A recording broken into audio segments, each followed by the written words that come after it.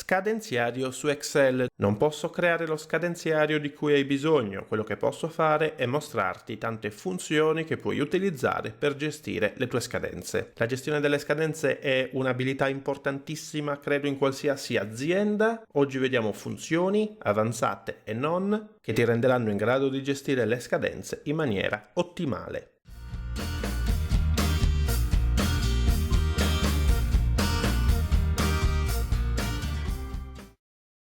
Prima di tutto ti occorre la data di fine, cioè la data di scadenza. Se non ce l'hai, la puoi calcolare. Di solito la calcoli avendo una data di inizio e una lunghezza in giorni o anche in giorni lavorativi. Come si calcola la data di fine? In questo caso è facilissimo, basta premere uguale questo, data di inizio più giorni. A me piace di solito prendere la colonna B più valore in colonna C, ecco qui, doppio clic, fatto. Prima di continuare, qualche precisazione. La data di inizio deve essere espressa in valore data, lo vediamo qui che è espresso in valore data. I giorni devono essere espressi in valore generale, un numero, e devono essere tutti numeri interi, e la data di fine deve essere espressa anche questa in valore data. Il primo modo per trovare le scadenze è aggiungere i filtri. Ctrl-Shift-L, aggiunti filtri, ordiniamo la data di fine dalla Z alla A, oppure possiamo utilizzare i filtri qua giù per mese o anche per anno. L'altra tecnica che puoi utilizzare è impostare un controllo con la funzione se. Qui ovviamente puoi sbizzarrirti sui controlli identificando la funzione se. Come si imposta un controllo? Prima di tutto possiamo selezionare la data o così o così. Io di solito seleziono sempre la colonna meno la data di oggi. Invio.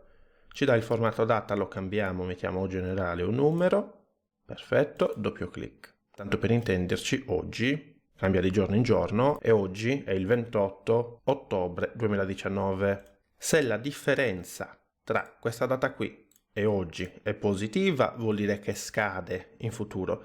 Se è 0 vuol dire che scade oggi, se è negativa vuol dire che è già scaduta. Quindi possiamo mettere una bellissima funzione. Se la differenza tra le due date è minore di 0, scrivi già scaduto, altrimenti inseriamo di nuovo la differenza tra le date.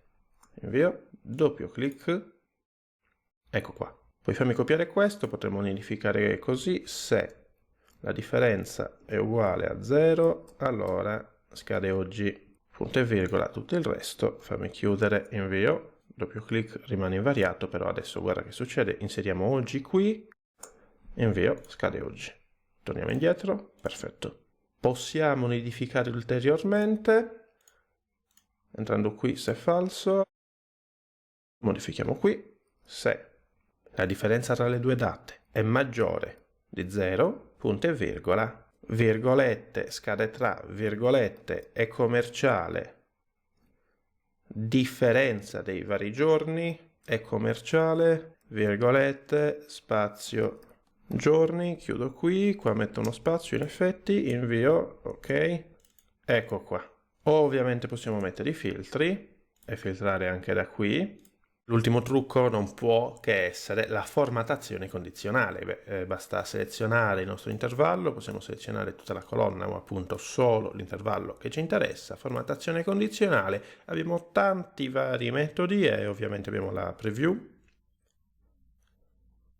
Possiamo usare direttamente le icone se vogliamo. Di default tra l'altro dovrebbe già andare in automatico e comprendere appunto quale icona impostare, altrimenti formattazione condizionale, gestisci regole, la puoi modificare e personalizzare. In questo caso le icone sono perfette, direi che non occorre modificarle, però ora lo elimino, ok.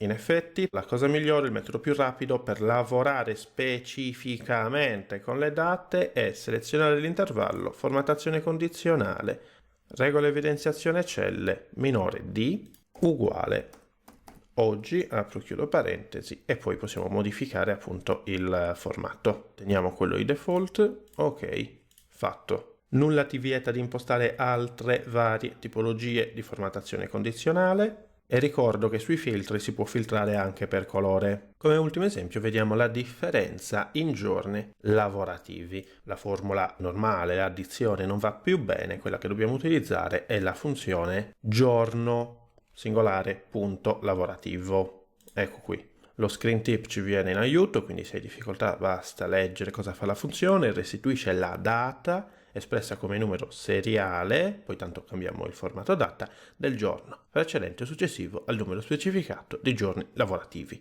Eccola qui, data iniziale, questa, punto e virgola, giorni, questi qui, punto e virgola, vacanze. Non ne abbiamo per ora, chiudo la parentesi, invio, doppio clic, fatto. Se avessimo delle vacanze, o meglio dei giorni non lavorativi, ci fanno presente che il 15 e il 18 non si lavora, non so bene per quale motivo, magari sono vacanze, festa patronale, manutenzione, sciopero, assemblea sindacale, non ci interessa, comunque il 15 e il 18 non si lavora. Tra l'altro il 15 e 18 di questo mese qui sono giorni lavorativi in teoria, 15 e 18, eccoli qui.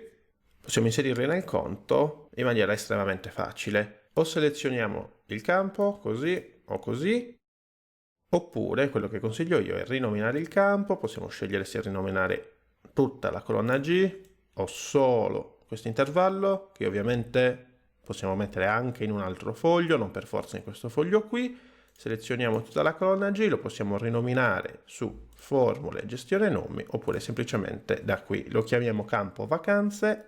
Invio, fatto. Questo sistemino l'avevo già mostrato in un video sul grafico di Gantt, se non sbaglio, però qui lo rivediamo. Quindi ho rinominato il campo, queste vacanze, lo troviamo qua in gestione nomi, eccolo qui. Quindi se c'è qualche problema eventualmente lo puoi modificare da qua. Torniamo nella nostra formula e facciamo una cosa estremamente professionale. Qui nel campo vacanze, punto e virgola, scriviamo il campo rinominato vacanze.